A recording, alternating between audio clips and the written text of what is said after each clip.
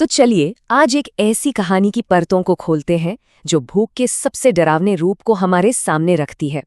ये कहानी सिर्फ अनिरुद्ध नाम के एक आदमी की नहीं है, बल्कि ये इस बात का विश्लेषण है कि जब मजबूरी और भूख किसी पर हावी हो जाती है तो असलियत कैसे बिखरने लगती है। इस कहानी के दिल में उतरते हैं, जहां भूख सिर्फ एक एहसास नहीं बल्कि एक जिंदा रेंगता हुआ कहर है। कहानी की शुरुआत होती है दादी की इसी एक रहस्यमयी चेतावनी से।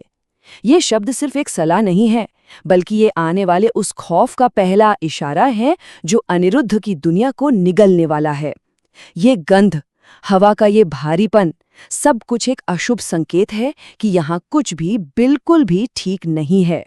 तो कहानी का पहला पड़ाव है मजबूरी का सफर। ये वो सफर है जो अनिरुद्ध को शहर से वापस उसी गांव ले आता है जिसे वो 15 साल पहले छोड़ चुका था। अब देखिए, शहर में नौकरी जा चुकी है, पैसे खत्म हो चुके हैं और हालात ने उसे पूरी तरह से तोड़ दिया है। और यही बेबसी, यही लाचारी इसे वापस अपनी जड़ों की तरफ खींच लाती है, एक ऐसी जगह जहां वो सबसे ज्यादा कमजोर है। अब ये जो अनिरुद्ध है, ये कोई हीरो वीरो नहीं है। वो हम जैसा ही एक आम इंसान है जो अपनी परेशानियों से घिरा हुआ है। और शायद यही बात इस कहानी को और भी ज्यादा डरावना बनाती है। उसकी लाचारी उसे एक ऐसी अनजानी और अलग थलग दुनिया में धकेल देती है जहां वो आने वाले खतरे का एक बहुत ही आसान शिकार बन जाता है। तो अनिरुद्ध गांव पहुंचता है और उसका स्वागत कौन करता है? एक अजीब सी खामोशी।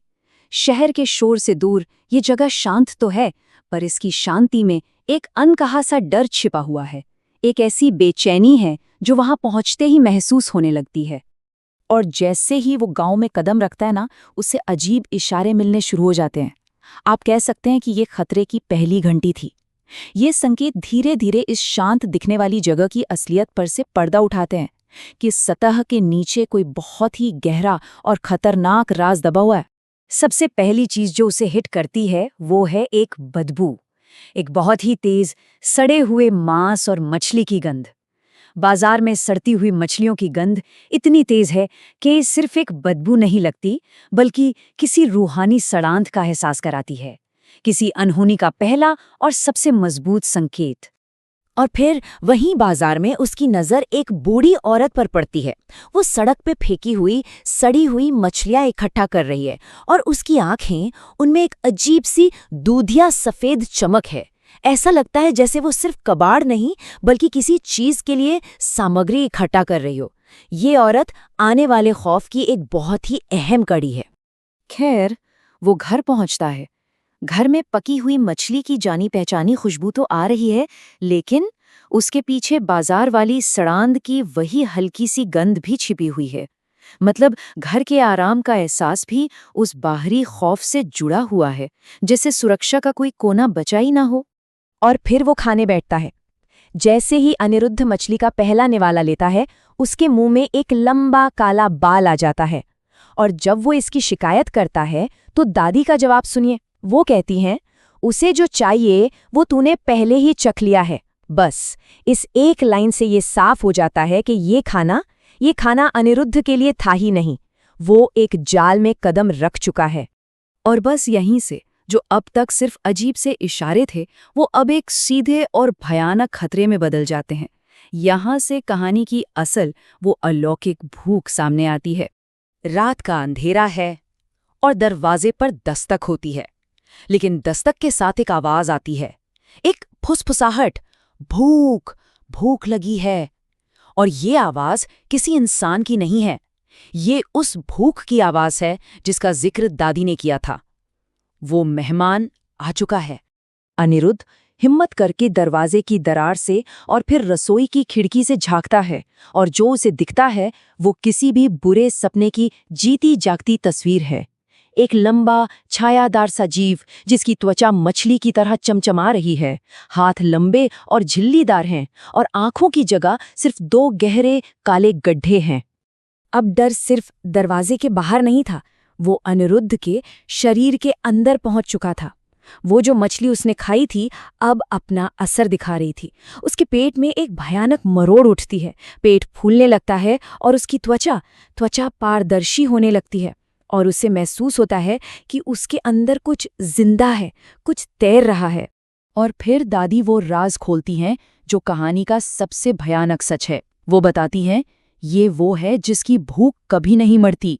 जिसे तूने मछली समझकर खाया, वो इसका हिस्सा था। सोचिए, वो खाना कोई साधारण मछली नहीं, बल्कि उस शैतानी जीव का ही एक सड़ा हुआ टुकड़ा था।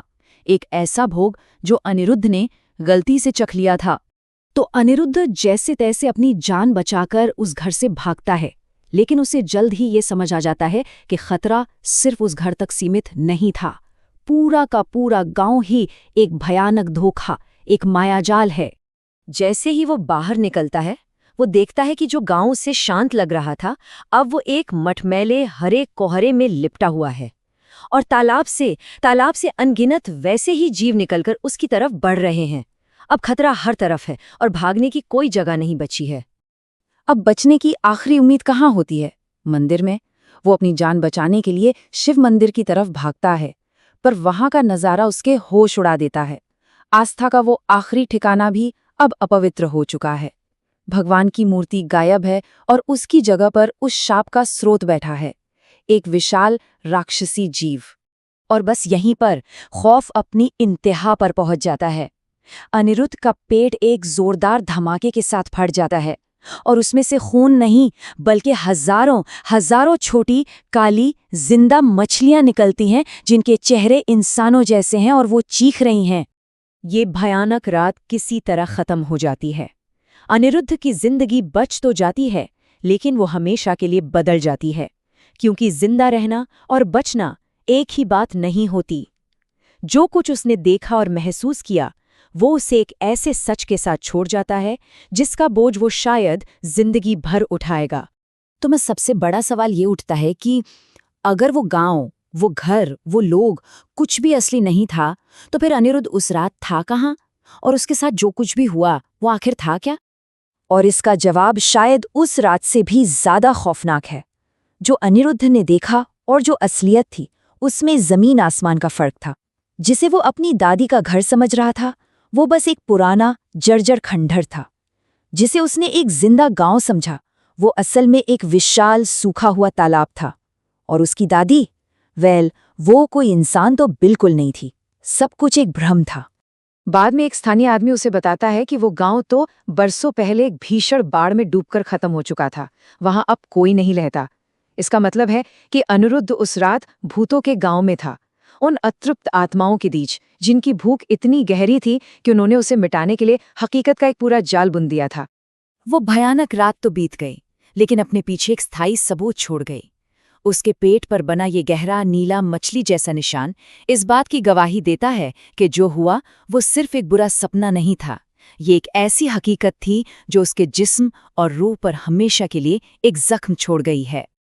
और आखिर में ये कहानी हमें एक बहुत ही परेशान करने वाले सवाल के साथ छोड़ जाती है। सोचिए, अगर सबसे बड़ा डर किसी जगह या किसी जीव का नहीं, बल्कि खुद अपने अनुभव का हो, तो एक ऐसी याद जो एक जाल की तरह हो और जिससे कोई कभी बाहर ही ना निकल सके। जब भूख सिर्फ पेट की नहीं, बल्कि यादों की हो, तो इंसान आखिर कहाँ तक भाग सकता है?